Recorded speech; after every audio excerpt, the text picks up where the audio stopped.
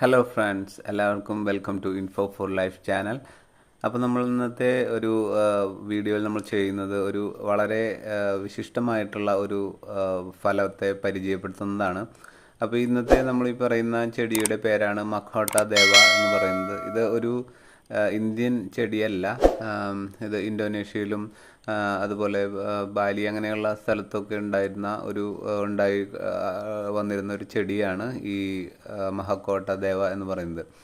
ഇതിനെ ദൈവത്തിൻ്റെ കിരീടം എന്നൊക്കെയാണ് പറയുന്നത്. മകുടം, ദൈവത്തിൻ്റെ മകുടം എന്നൊക്കെയുള്ള അർത്ഥത്തിലാണ് മക്കോട്ട ദേവ എന്ന് പറയുന്നത്.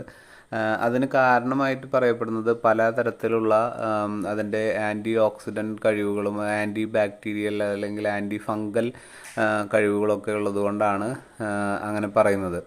അപ്പോൾ നമുക്ക് ഇതിൻ്റെ